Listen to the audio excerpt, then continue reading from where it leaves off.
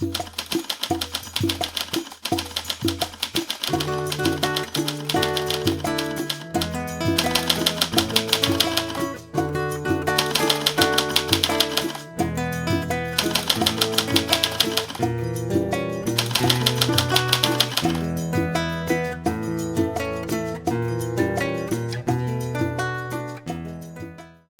que me fazem bem, também as que me fazem mal, as que me dizem amém, e as que renegam o sinal, as que me adoçam a vida, e as que temperam com sal, que sejam por Deus ungidas para a batalha final, pois nesta luta renhida, para garantir o igual, faço-me soldado e sossego do teu sonho imortal. Trechos de Elas, em Controverso, de W. Pueblo. Bem-vindos ao nosso canal. Você está no Ventando, aquele que sempre te traz a verdade de volta. Eu sou Valdileme e nós estamos aqui para o nosso corriqueiro, rotineiro, bate-papo sobre as circunstâncias geopolíticas que a gente está vivendo na atualidade. Momentos sombrios, é verdade, mas também momentos altamente revolucionários, no sentido de dizer que está havendo um grande movimento, uma grande mudança em termos geopolíticos da realidade nossa atual. Eu já falo isso há um bom tempo. Se você estiver vindo aqui pela primeira vez, eu vou te convidar mais uma vez. Colabora, ajuda nosso canal. Faça sua inscrição, marque a sinetinha para receber as novidades. Visitem outros vídeos do canal que a gente tem já aí para analisar nossas conjunturas. E também distribua para os amigos, conhecidos, adversários, para que o YouTube ele sinta, que o assunto, que o tratamento no canal, na nossa revista eletrônica, ele é importante para que mais pessoas consigam, alcançar a eternidade, exatamente passando por esse processo de bate-papo na nossa revistinha eletrônica. Pois bem, comecemos então fazendo aquele velho nosso ritual, É o ritual de iniciação chamado, onde a gente sempre traz alguns fatos que porventura ocorreram nas últimas horas, desde que a gente teve o último programa. Alguns fatos, não são todos, algumas coisas que a gente, obviamente, filtra. Então, nas últimas 48 horas, acho que foi 48, 72 horas, já que eu tive um dia afastado, não posso, não estou mais podendo fazer todo dia. E isso, de certa forma, eu tenho que terminar de viver com essas limitações, sabendo que elas vão só se agravando. Na Europa, está havendo, eu chamo sempre de recrudescimento, mas esses são recrudescimentos diferenciados, no sentido tanto de tempo de duração, de intensidade, quanto nos intervalos que tem reduzido em relação ao passado recente, sobre a situação da guerra ali na Europa, E olha só, só nessa semana já foram 3 ataques brutais à região de Kiev, na Ucrânia. E, inclusive, o de ontem foi o maior desde o início do conflito, da chamada Operação Quente, de fevereiro de 2022. De forma que a Ucrânia ela está sem saída. Perdeu toda a estrutura mínima que tinha de defesa, As oportunidades, de certa forma, de combater os bombardeios russos, essa coisa já está praticamente anulada, essa capacidade ucraniana. Eles já não dispõem mais nem de instrumentos para rebater a situação dos drones, nem para rebater a situação principalmente a situação dos mísseis balísticos. Então, praticamente a cidade, a capital da Ucrânia, ela está debaixo de fogo, sem nenhum tipo de reação. Óbvio, ontem o próprio Zé Ruela teve drones rodando por praias russas, matou inclusive crianças, né, mulheres lá que estavam se divertindo na praia. Coisas bem animalescas, que é o que está ocorrendo já na guerra, né? Temos aí, inclusive tem uma entrevista, uma manifestação aí do ex-premier polonês, onde ele reconhece que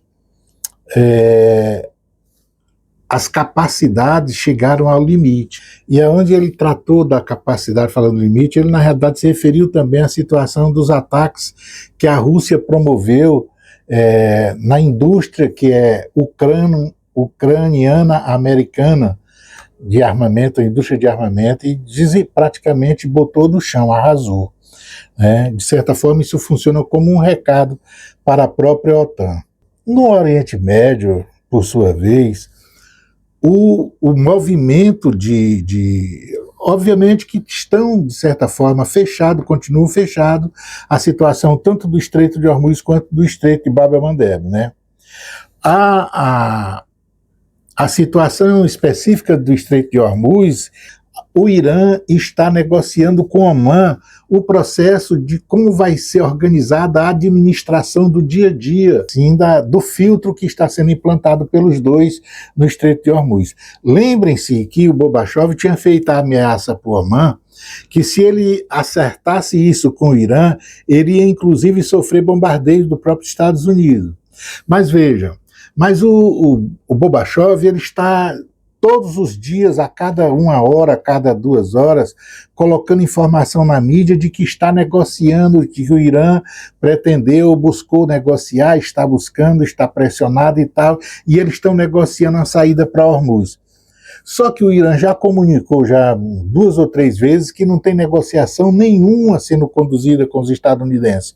A negociação está sendo feita com Omã sobre o processo administrativo corriqueiro que vai se dar quando o conflito encerrar, quando resolverem abrir o Estreito de Hormuz, fazendo aquilo que ele disse que iam fazer, que era cobrar uma espécie de taxa pela passagem no Estreito de Hormuz. Então, o que eles estão fazendo é negociando o dia a dia, a rotina, os procedimentos dessa administração no Estreito de Hormuz, onde os dois já se prontificaram a trabalhar com as receitas divididas em torno de 50% para cada lado. Mas isso, obviamente, o Irã já alertou que não quer dizer que vai abrir o Estreito de Hormuz agora.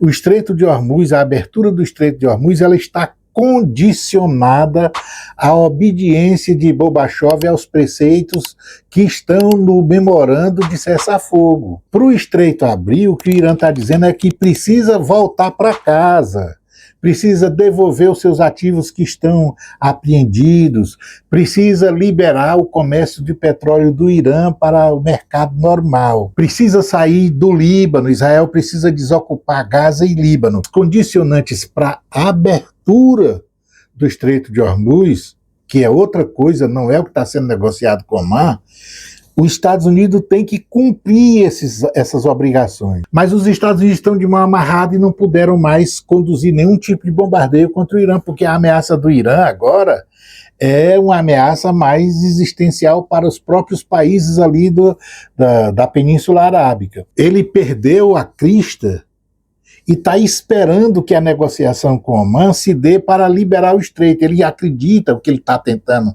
impingir é que a negociação que os iranianos estão fazendo com Omã, ela seria para abrir. O Irã disse, não tem nada de abrir. Aqui nós estamos negociando a forma como vai ser administrada depois de aberto. Assinou. Isso é um recado para todo o processo vamos dizer, para os mercados, a respeito da situação do petróleo, do gás, né, dos fertilizantes, toda aquela coisa que necessita de passagem ali pelo Estreito de Hormuz. Já, por sua vez, a relação com a Arábia Saudita, os rebeldes do Nasrallah, né, eles estão mantendo um conflito em pé. Nós vimos que tanto a Arábia Saudita quanto Estados Unidos conduziram um ataque conjunto contra a resistência xiita no Iraque. Obviamente que está havendo feriado, estão só aguardando. A Arábia Saudita ela vai receber resposta desses ataques. Já deu esse alerta tanto o pessoal do Iraque quanto o pessoal do Ansar Allah. E aí já circulou a conversa hoje de que a Arábia Saudita já tentou contato com o Iêmen, com o pessoal do Ansar Allah, para ver se faz algum tipo de acordo, né? Então, com certeza a conversa não foi de forma direta. Ela se dá através, pode ser inclusive dos negociadores do Omã, mas ela se dá por terceiros. E aí ela fez chegar aos iemenitas a conversa de que estaria disposta a sentar para negociar alguma coisa. Na hora que chegou essa conversa no ouvido do Ansar Allah, nesse momento iniciaram o bombardeio de novo da Arábia Saudita, porque eles estão bombardeando os tanques, os navios, os tanques da Arábia Saudita que estão saindo com petróleo, deixaram de sair, eles não estão saindo de jeito nenhum pelo Estreito de Bab el-Mandeb. Então, a resposta do Ansar Allah a essa proposta da Arábia Saudita foi mandar chumbo de volta. Está compreendido que no aspecto do Ansar Allah, que ele já disse que está trocando um bloqueio por outro, a Arábia Saudita, ao invés de dizer que quer negociar, não, ela simplesmente pode suspender o bloqueio e aí começa a negociar a partir daí. Mas o problema é que ele ainda não deu início a isso, porque o que está pretendendo o Ansar Allah com essa resposta à proposta de negociação da Arábia Saudita? Todos estão suspeitando que, como ele sabe que tanto a Arábia Saudita quanto os ocidentais, as suas propostas de negociação são sempre para piorar, ou seja, são sempre para se rearmar, para se remuniciar, para se reorganizar, para enfrentar. A Arábia Saudita fez uma coalizão de 40 países, sei lá, 40 nações, para tentar reabrir, vamos dizer, a navegação no Mar Vermelho. Então, ela tem que tomar as atitudes, e aí Ansar Allah, ele não foi convencido por esse discursinho mais besta e impuro que os árabes estão vivendo, mas a realidade é, a Arábia Saudita está numa situação de uma sinuca complicada para sair deste imbróglio. Ela entrou neste imbróglio e não tem como sair. Nós vamos saber até por que ela entrou nisso. Já começa a vazar informações, as situações em que levou a Arábia Saudita tanto a situação de bombardear os aeroportos naquela oportunidade em que o avião iraniano estava levando de volta os iemenitas, quanto a continuidade, inclusive o próprio bombardeio lá dos xiitas no Iraque. Então, já há algumas, vamos dizer assim, percepções do que foi o motivo que levou a Arábia Saudita a isso.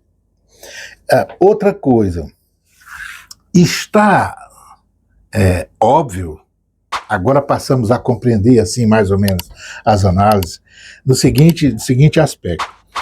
Todo o processo de rearmamento, de remuniciação, de reorganização do fronte da batalha, eu falo agora tanto de Estados Unidos versus Irã, quanto a situação da Arábia Saudita versus o Ansar Allah, todo esse confronto, ele está limitado, ele está freando os braços, tanto do Império no Oriente Médio, quanto da própria OTAN na Europa, uma coisa grave, que nenhum exército eficiente, que se planeja, pode se dar ao luxo de cair.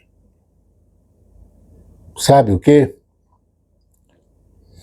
O abastecimento da pólvora, o abastecimento da munição.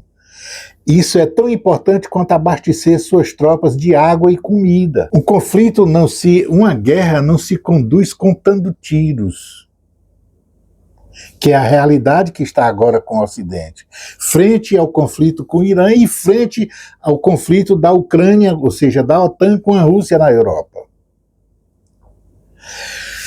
Então, todos os analistas americanos, hoje o mundo ocidental, as grandes mídias que passaram todo esse tempo fazendo propaganda para Gorbachev dizendo que estava tudo muito bem, que o Irã estava submetido, que a situação era difícil para o Irã e que ele ia terminar tendo que se definir pelo acordo, acabar com esse negócio de arrancar-dente e tal. Essa história toda, a imprensa ocidental está tendo que se desmentir. Todo aquele discurso que fizeram nos últimos 40 dias, que a Ucrânia iniciou um processo e que a Rússia está rendida porque a economia e tal, porque destruiu o parque produtivo da indústria, das refinarias da Rússia, a Rússia está sofrendo um grande problema na economia, está sem combustível, é fila nos postos e tal, e a Ucrânia resolveu reagir e agora vai derrubar o Putin. Toda essa loucura publicada nos jornais ocidentais para enganar o povo, elas estão tendo que fazer agora o caminho de volta. Eles precisam tentar adequar agora os fatos do mundo real, ou seja, a realidade geopolítica, para todo o processo histórico de fatos que ele tiver do passado, construindo nas suas manchetes de jornais. É preciso trazer de volta essa coisa. Por quê? Porque o povo não está conseguindo entender, esse público ocidental, ele não está conseguindo entender porque Financial Times, New York Times, The Guardian, Corriere della Sera, El País e etc., Los Angeles Times, The Washington Post, todas essas coisas ficaram dizendo um monte de mentiras, construindo fatos mentirosos, e o resultado é totalmente o contrário do que eles estão vendo a partir de agora, que as imagens estão vazando pela internet da verdadeira destruição que está sofrendo a Ucrânia. Da verdadeira humilhação que está passando Gorbachev e Bibi Doidão. O público não está conseguindo compreender porque eles estavam até agora acreditando que tinha uma coisa sendo feita e que estava ocorrendo de fato, e que no mundo real essa coisa é outra. Muito parecido com as chamadas operações de pesquisa eleitorais nas colônias, como o caso do Brasil. O sistema de comunicação e a mídia e tal produz as pesquisas e vai dinamitando candidaturas adversas, candidaturas que não são muito populares, que eles não querem e tal. E, de certa forma, à medida que a aproximação do pleito vai chegando e que a verdade vai se confrontar, ou seja, a realidade das urnas, vai se confrontar com todas as manchetes, com todas as notícias produzidas, tudo no falsete, para tentar iniciar vamos dizer assim, uma conversão, mudar uma realidade à força, por a força de manchetes. Essa coisa precisa ir se desmontando para ir apertando e chegando na realidade. Porque aí o processo de desmoralização é um conjunto geral, seria os grupos das empresas de pesquisa, os grupos dos grandes meios de comunicação, de mídia que fizeram as mentiras, etc, etc, etc. Todo o processo das mentiras construídas, elas vão cair, é um muro que é derrubado. Então, da mesma forma, é as manchetes relativas a esses fatos do império que está decadente, que está morrendo, em relação a estes dois conflitos. Por isso é importante essas análises que a gente estava fazendo aqui. Se vocês visitarem as primeiras análises feitas em vídeos no nosso canal, na nossa revistinha eletrônica, vocês vão ver que lá no começo está dito, está analisado, está filtrado, vamos dizer assim, está construído as perspectivas a partir das variáveis que estavam se apresentando ali, com o que de fato está acontecendo no mundo real agora. Falar que a OTAN estaria falida, porque perderia a guerra, inclusive pela pela fraqueza da logística, está dito lá nos primeiros primórdios, onde eu estou analisando o conflito da Ucrânia, ou seja, da OTAN e Ucrânia contra a Rússia.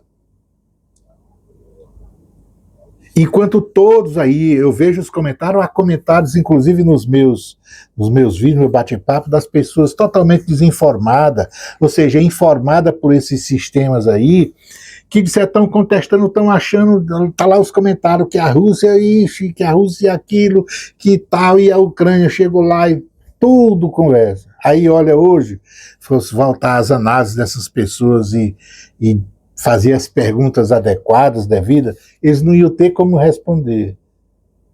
Entendeu? Por quê? Porque agora está chegando o momento da verdade, agora está chegando a hora do, vamos dizer assim, do pega para capar. Agora, sobre toda essa realidade que a gente está vivendo, o que está complicando, vamos dizer, a sobrevivência imperial ainda mais? É porque, olha só, a realidade do Oriente Médio, que já é uma realidade de carência, que iniciou com o processo de carência da energia, mas a gente já viu que a carência da energia vai acarretar uma carência de muitas outras coisas, não só pelo fato dos subprodutos derivados da própria commodity de petróleo, mas porque a commodity, a energia, a falta dessa energia de mover o mundo, ela acarreta a ausência de outros produtos, inclusive que precisa só de ser transportado. Só o fato de ser deslocado do ponto onde tem a fonte, para o ponto onde há o consumo. Só essa necessidade de energia para fazer o tráfico dessa mercadoria, desse bem, já causa a carência. Agora, veja só. Veja que a situação da estrutura que está ali no Oriente Médio agora, correndo o risco, inclusive, de ter essa estrutura toda dilapidada, dinamitada, bombardeada, porque esse é o resultado. Se houver um outro ataque de cunho de estrutura civil dentro do Irã, porque essa é a resposta que já está garantida que ele vai dar. Ao se desfazer dessas estruturas todas que estão envolvidas no processo produtivo e refinamento do petróleo, do tratamento do petróleo, necessita de muito investimento para começar de novo. E olha o que está sendo encarado, o que o mercado está descobrindo. Nenhum dos investidores estão dispostos a voltar de novo ao Oriente Médio para reconstruir toda essa estrutura ligada à produção do petróleo, enquanto Gorbachev ou o Império Ocidental estiver por lá. Percebeu o que eu estou querendo dizer? Aonde é que eu estou querendo chegar? Ora, grandes corporações multinacionais que atuam no mercado do petróleo, não só as americanas, né? Não só a de outros locais, né? Por exemplo, as da Europa, porque a Europa, embora não tenha grandes jazidas de petróleo, ela tem grandes empresas, grandes corporações que atuam no mercado do petróleo. Então, e atuam principalmente ali no Oriente Médio, pelo fato de ela disputa em todos os lugares. Mas o lugar onde há maior facilidade para essas empresas disputar é exatamente no Oriente Médio. Agora, o que ocorre? Já circula pelo mercado uma rejeição, uma resistência à ideia de mal sentar o conflito, mesmo com os estadunidenses ali, eles chegarem e se apresentarem para entrar no processo de investimento e de reconstrução. Eles não estão dispostos a fazer isso. O capital, mesmo que financia Gorbachev, que é o que financiou de fato Gorbachev, mesmo ele não está disposto a ir no lugar onde a instabilidade não se resolver. E já compreenderam que a instabilidade não se resolve enquanto Gorbachev ou o Império Estadunidense estiver pelos arredores, estiver por lá. Por quê? Porque funcionava antes, porque a estatura, o poder imperial, que não tinha passado pelo esse vexame que está agora, ao lado do poder sionista, do Estado sionista, sempre garantia uma nesga do que eles chamavam de segurança. Veja, ele vendeu segurança para todos os países da Península Arábica, ele estava lá como protetor desses países. No entanto, todos foram abaixo. Ele não conseguiu proteger nem as próprias bases, que eram seus espaços dentro desses países. Não garantiu a proteção para nenhum deles. E todos eles foram abaixo nessa história. Vamos dizer, militarmente falando, a reação militar do Irã, na forma convencional da guerra, ela foi uma reação que surpreendeu todo mundo. Muito mais os árabes que tinham ali os seus acordos de segurança, a sua saúde colocada na mão do império, que agora está morrendo. Então, o jogo ficou contra os interesses imperiais. Agora vejam só. Por outro lado, a China, é certo que a China e a Rússia ganhou com o resultado desse conflito, mas a China principalmente, a China não deu um tiro para construir influência no lugar que antes era influência imperial. A China ganhou dinheiro. A China está ganhando dinheiro. O que o Império pensava em impingir à China, como resultado dessa operação ali, que era a chamada crise de energia, para reduzir o processo de desenvolvimento da China e atrasar, vamos dizer assim, o seu confronto com ela, essa coisa foi exatamente o contrário. De repente se descobriram que a China mantinha em reserva 1,4 bilhão de barris. E com o estreito fechado, continuou comprando na área do conflito.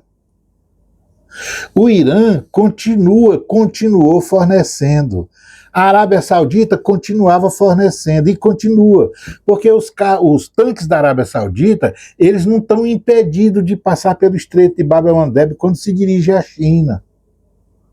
Portanto, o que ocorreu é o blackout que queriam dar na China, né? O bloqueio energético que queriam levar à China, ele não se consolidou, ele não existiu. Então veja, e o império mais o sionismo gastou toda a munição que tinha, toda a influência que tinha, todo o poder de discurso que tinha, todas as ameaças que o poker podia dispor, todo o blefe que historicamente foi o seu mundo. Nada disso funcionou. E vai voltar para trás com o rabinho entre as pernas, com uma derrota humilhante nunca vista. Não existe nenhum processo imperial com histórico com a derrota do nível dessa. Porque, veja, a coisa está deixando de ser só a perda da hegemonia. À medida que o tempo está passando, a hegemonia já está perdida, porque os polos de poder já existem. O próprio Irã já é um polo de poder diferente. A Rússia, a China, a Coreia do Norte são polos de poder já. Portanto, não existe mais a unipolaridade. E à medida que o tempo está passando, essa situação está ficando caótica para o Império, ela está se tornando uma ameaça imperial. Por quê? Porque, olha, ele está desarmado. E para se rearmar, precisa de dinheiro. E a taxa de juros não pode chegar a 5%, que aí vai inviabilizar o processo integral da economia americana. Essa é a medida da economia para onde está indo. Por quê? Porque a economia americana se torna impagável. Ela seria impagável até com o processo da exploração hegemônica, os pontos de exploração em todo lugar. E ela se torna mais impagável e mais perigosa à medida que ele perde os pontos de expoliação da hegemonia. Olhe, e está perdendo os pontos de expoliação em todos os lugares que ele enfrentou. Veja, a expoliação que pretendiam ter na Ucrânia para pagar a guerra que estão fazendo contra a Rússia, já não existe essa possibilidade, porque o pedaço rico da Ucrânia hoje é território russo. Não tem como fazer a expoliação ali mais. É essa negativa da Europa em aceitar sentar na mesa para aceitar a rendição da Ucrânia. Precisa saber quem vai pagar a conta. E a conta, nesse exato momento, está ficando na Europa, está ficando no Ocidente. Observe a situação. Agora vamos por que a situação do Mohammed bin Salman, MBS. MBZ é do Emirados Árabes. Então, MBS. Porque a situação dele, ele foi empurrado pelo próprio Israel, pelo sionista, a fazer aquele bombardeio no aeroporto do Iêmen. Ou seja, reiniciar um conflito com Ansarallah, uma guerra que ele tinha perdido recém. E por quê? Foi atacar o Iraque junto com os Estados Unidos. Qual é a situação do processo ali da família, sabe? De todos eles, Emirados Árabes, tudo mais. Mas o caso específico que a gente está avaliando é de quem puxou essa idiotice, que foi o Mohammed bin Salman. Ele sabia que enfrentaria um inimigo poderoso? Sabia. Ele sabia que ele era vulnerável? Sabia. Ele sabia de tudo. Para o final ele saiu de uma guerra derrotado. Ele sabia que os Estados Unidos não tinham condição de... Sabia. Por quê? O ano passado, Gorbachev pegou um tonel do Ansarallah no Mar Vermelho. Então, mas alguma coisa forçou psicologicamente um refém, como um refém, para pagar uma botija ao Bin Salman. Sabe qual é? Ora, o petrodólar está morrendo. E ele não pode correr o risco de morrer sem nenhuma dúvida. Ou seja, ele está morrendo, mas está causando dúvida no Ocidente em algum lugar. Tem algumas pessoas que ainda acreditam. Lula, por exemplo, ainda tem 80% da reserva do Brasil em dólares. Títulos do Tesouro Americano, está todo mundo na mão. Diferentemente da China, que pode fazer e desfazer na hora que quiser, ela tem poder para reagir, tanto economicamente como militarmente, as ações com o débito, com o crédito que tem no Império Americano. Esse não é o caso de Brasil, não é o caso da Arábia Saudita, não é o caso de todo mundo que deve. E de todo mundo que tem crédito no Tesouro Americano. Então, a dívida do Tesouro, que a gente está falando, que vai tá matando e está morrendo, porque ele não vai ter como rolar essa dívida para mandar fazer mais bomba, fazer mais mísseis, se rearmar, a situação está ficando complicada e nem tem de onde tirar, e está reduzindo o espaço de onde tirar. E os custos da guerra estão aí. Então, todo o excesso das vendas de petróleo histórico da região ali da Península Arábica, todo o excesso era aplicado na economia americana e na economia do Reino Unido. Percebeu a jogada? Então, Bin Salman, os outros também, mas nós estamos falando de Bin Salman. Bin Salman, a melhor coisa que faria era se ele tivesse poder, se ele tivesse possibilidade de retirar o patrimônio árabe que ele colocou lá dentro da economia americana e trazer para fora, botar em outro lugar, quem sabe na Rússia, escolher outro lugar, mas tirar do mundo britânico e americano, estadunidense. Ele tem como fazer isso? Claro que não. Gorbachev só diz, tu faz assim, então as coisas estão presas igual tá a situação do Irã. Os ativos do Irã que estão sequestrados, roubados, ele pode roubar de qualquer um, bestão, que passou a vida toda acreditando, né, no poder do dólar, na situação do dólar, mesmo quando a desgraça do dólar já estava aparecendo há muito tempo. Desde 2007 com a China, 2008, depois de 2008, depois daquela merda, daquela crise. Aqui no Brasil, nosso amigo falava só da ola, era uma ola, era uma onda oláfica e tal. Mas vendo como é que o império se comporta, quando tem que se apropriar dos recursos dos outros, quando a situação para ele pode ficar complicada, ter o desafeto político, aquela coisa, o cara não se submeter, querer ter soberania, Como é que o império se comporta? Ele se comporta tomando o que pode tomar dos bestas que bota dentro da economia dele e a economia que ele consegue dominar, que é o caso da economia do Reino Unido. Então, a Arábia Saudita é um país rico, os árabes, teve muita riqueza. Pode dizer isso agora, depois das bombas cair lá e arrasar todo o país, como é o caso que o Irã está prometendo? Pode dizer que é rico? Ele pode dizer que tem um dinheiro de volta para reconstruir? Não pode ainda não. Tudo vai depender. O Japão, que passou a década de 80 todinha querendo comprar Nova York, Hollywood,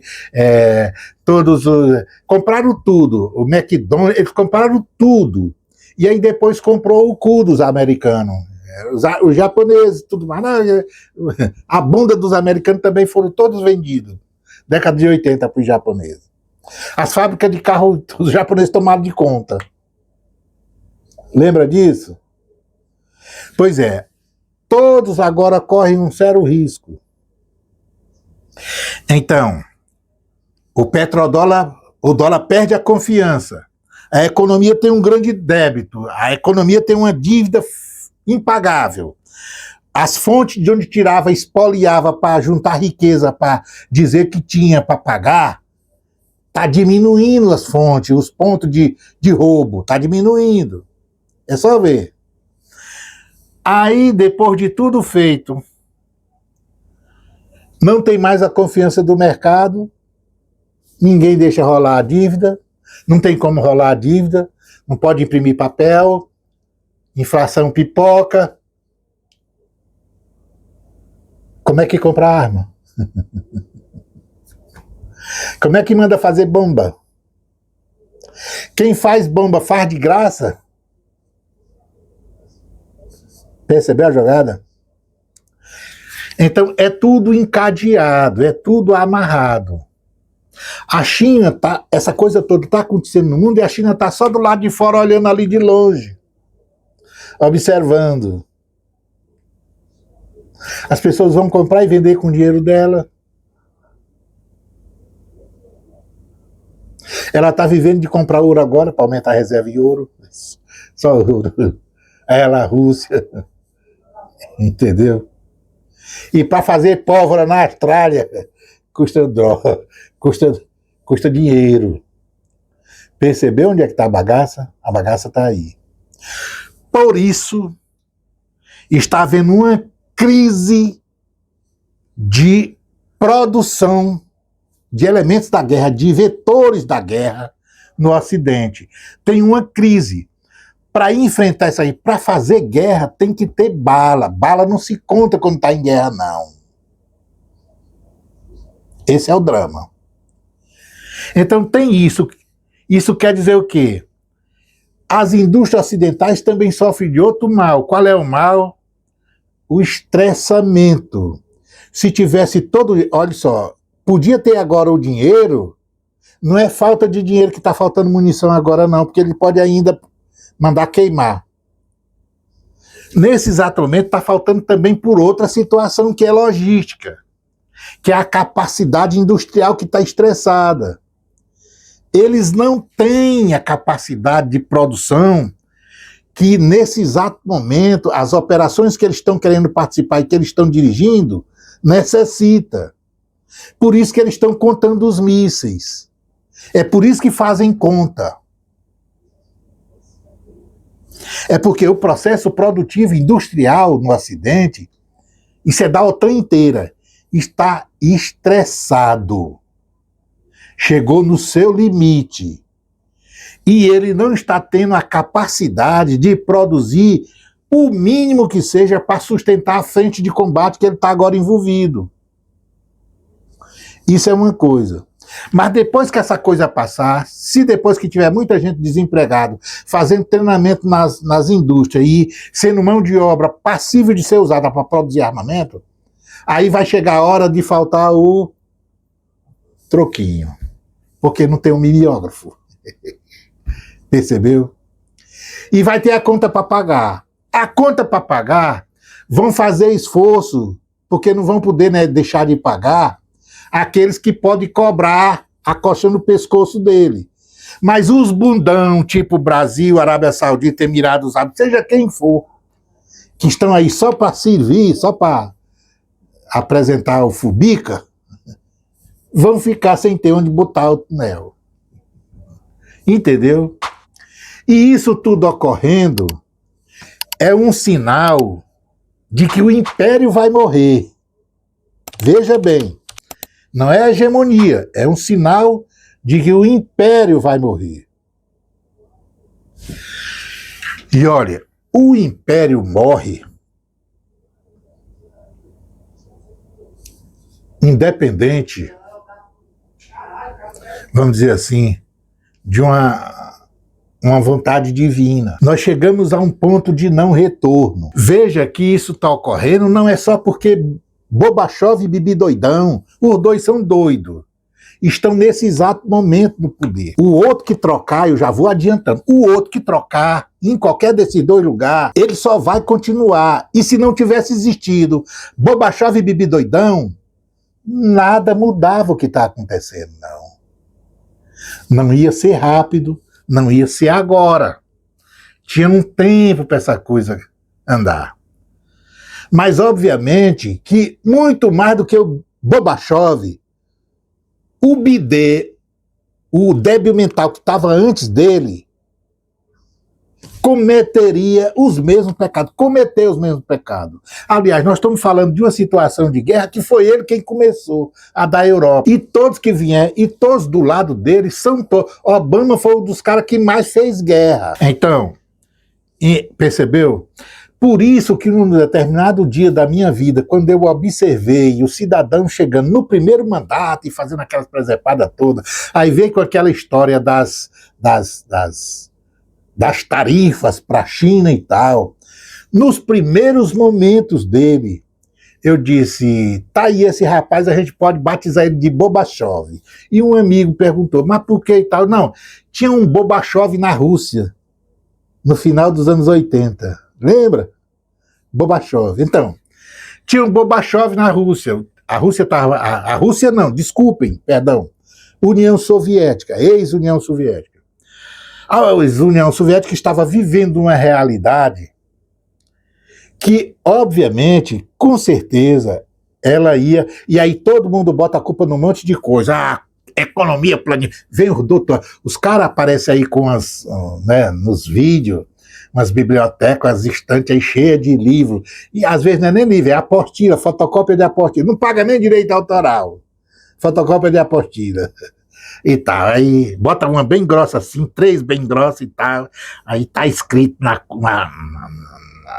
no costado: Karl Marx, o Capital. Karl Marx.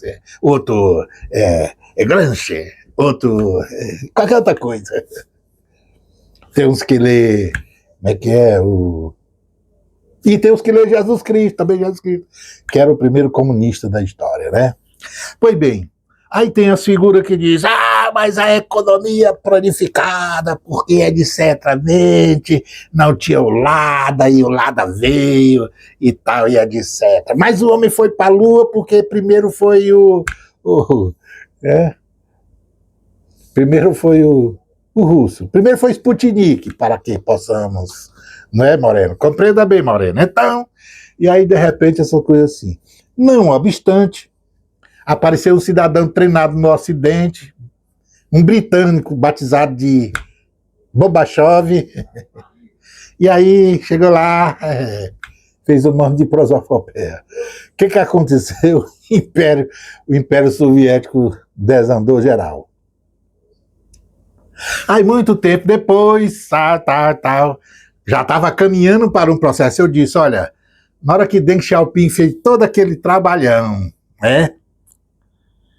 Aí vem, tava aí, no governo Fernando Henrique, a China, entra na OMC, Organização Mundial do Comércio. Eu disse, aí, então, tá dentro, reconhecido que é o comércio e tal. Bom, de repente, as coisas começam a desandar no Ocidente. Mas estava todo mundo feliz, porque a indústria do petróleo e a indústria da arma, não, tá lá nos Estados Unidos e ela faz o presidente, é o Deep State, é para papai e tal. Aí ficaram, aí faz guerra em tudo que é lugar que ela estava lá, existia só para mexer com o petróleo, com as armas, petróleo com as armas e o petróleo e tal. E aí o Deep State, todo mundo viveu disso essa vida toda. Só boneco, né? Trocava de partido, mas como tudo é um é outro. Não muda nada.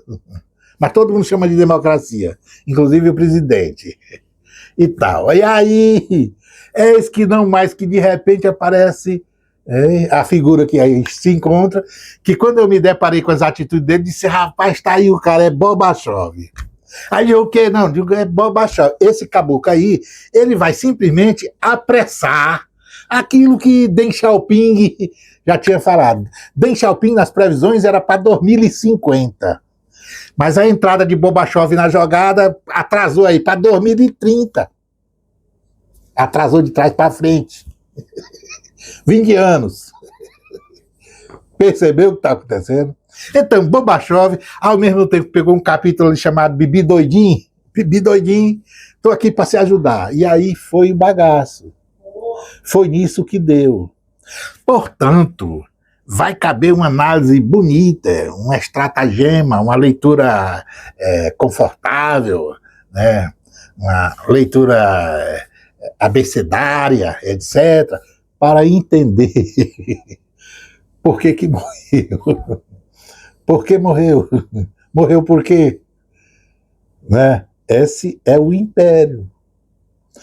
Se vocês forem, convido todos, se quiserem, foi há pouco tempo que eu criei este canal, mas as minhas análises, quando houve o primeiro governo de Gorbachev, primeiro que eu conheci falando esse nome nele foi eu já estou surpreendido que apareceu Gorbachev aí pela televisão, todo mundo chamando a atenção que deve ser um Gorbachev nascido nos Estados Unidos e tal, está fazendo a mesma coisa que o cara que fez com o Império Russo e etc.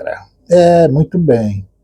Mas quem me conhece, me viu fazendo as análises, viu quem foi que batizou ele de Gorbachev e por que eu disse que era o Gorbachev. E por que depois que todo mundo pensava que vinha em 2050, a China está chegando em 2030.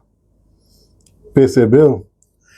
É um bate-papo. Eu convido a você que está vendo essa pilera, etc., que visite os outros vídeos, lá os primórdios do começo do canal, onde eu vou lá tratando as coisas, a situação, a questão da OTAN, a questão da Palestina de Gaza, a questão da guerra na Ucrânia, e etc, etc. Eu vou passeando por todos esses eventos, e aí vou alertando para alguns possíveis coisas, inclusive a chamada falta de bala, falta de pólvora no Ocidente, e diz que nunca era aconselhável ganhar a guerra, não tinha nenhuma possibilidade de ganhar a guerra contando bala.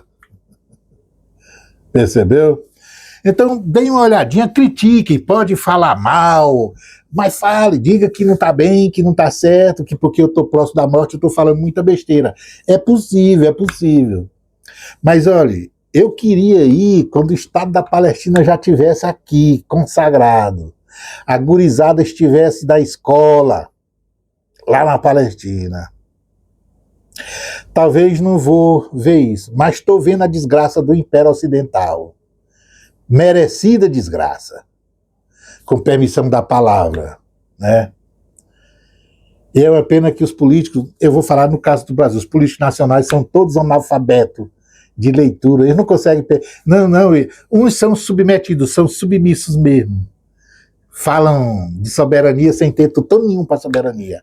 É umas coisas que não tem nada a ver. O mundo real é uma coisa, o discurso da língua é outro. Né? Mas é isso aí. Em todo caso, eu convido vocês, de novo, faz a sua inscrição, diga que eu não presto, que o programa tá ruim, que é muita fantasia, pode escolher as coisas aí, pode bater papo, escreve, bote aí. Só quero que venha com argumento, esse negócio de jogar piadinha sem ter fundamento, não vai não. Eu até gosto, pode até fazer a piadinha, mas apresenta com a piadinha o fundamento que diz por que ela deve ser uma risada. Beleza?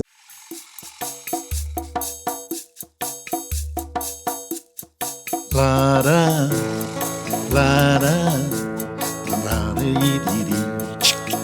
liriri, patum, bederinda, lara,